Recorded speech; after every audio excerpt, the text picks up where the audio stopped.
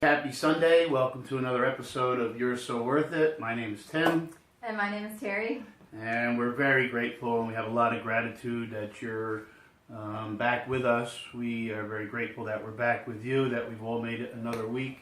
For your own information, my email is timroberto@addictioncounselor.com. And I've already used the word of the day, so to say, a couple times, but I'm going to let Terry introduce it. Our topic today is gratitude, and we're going to talk about some of the things that get in the way of this concept. And we kind of got a little grid, like usual, to focus on. And our first one is really to focus on what you do have, because when you're ungrateful, it's really about looking at what everybody else has and always thinking, well, my life doesn't look right, I don't have this in place. Especially with social media, I feel like it's so easy to get caught up in everybody's stuff out there looks so wonderful, right? Like it looks like everything's going great for them, but people post on social media the good stuff. They don't post the bad stuff. So a lot of times it's not real, and we can really get caught up in thinking that, well, something's wrong with my life. Yeah. Well, and because social media, unfortunately, so many of us fall into that trap of comparing ourselves to others.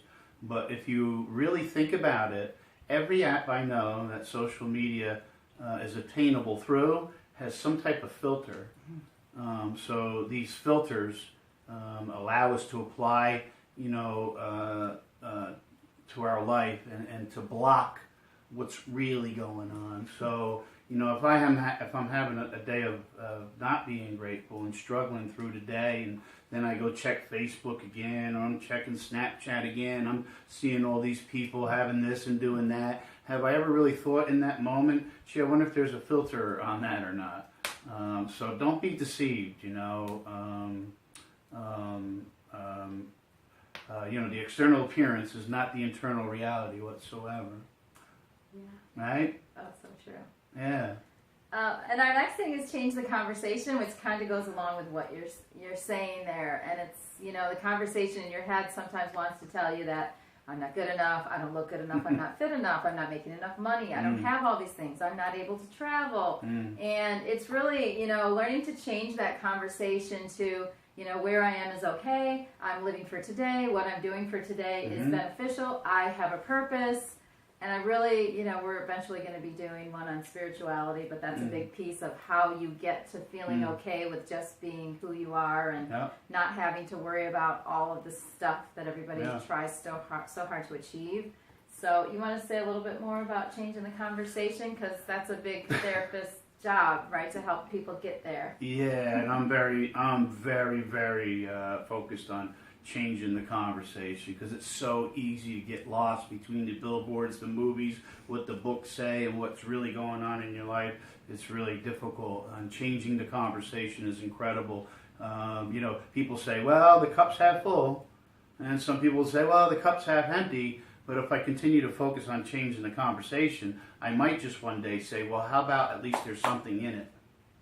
That's So true. we give all this power to words, but do we ever empower ourselves with these words? Do we ever empower the way we look at things, or what's the conversation we're having, right? You only live once. How about that one? Let me just spend another $100. Yeah.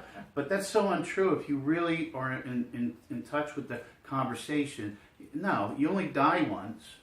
You live every day. So it all depends on how you look at things. And that flows into our next one, developing your gifts.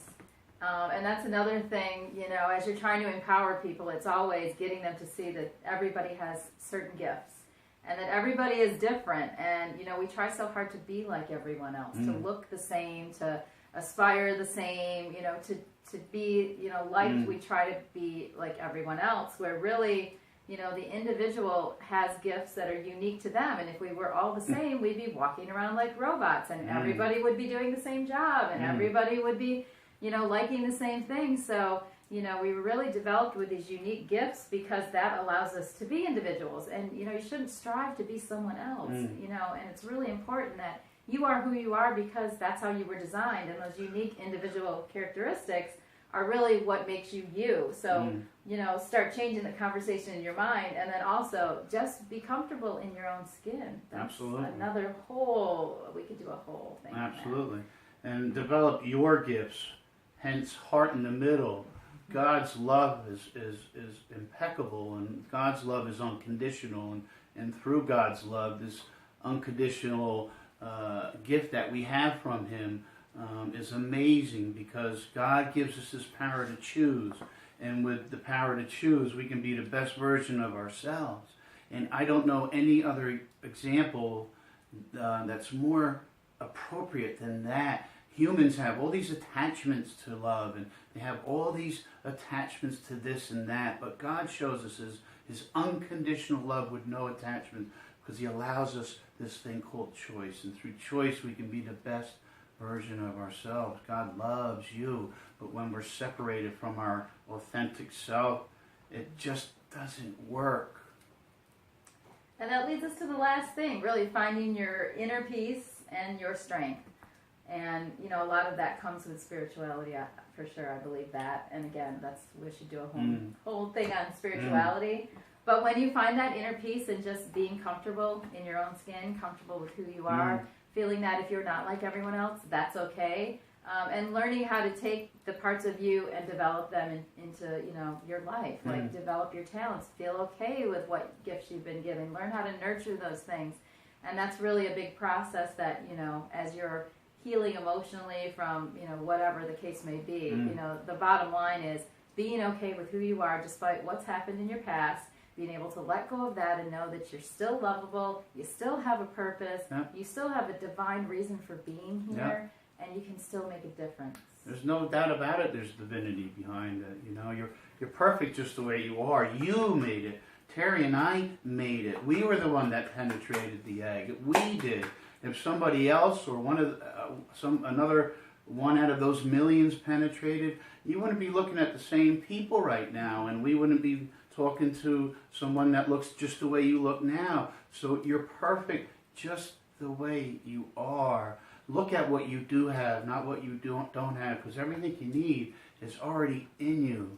And that's what we're trying to get you back to what's really going on. What's really going on. When's the last time you sat in front of a fire and just had a conversation with yourself, your authentic self, this amazing self?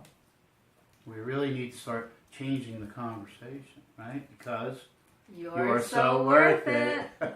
God bless you. Have an incredible week. We're very honored that you keep tuning into us. We love the responses. Keep up the good work, and we'll keep trying to do the same.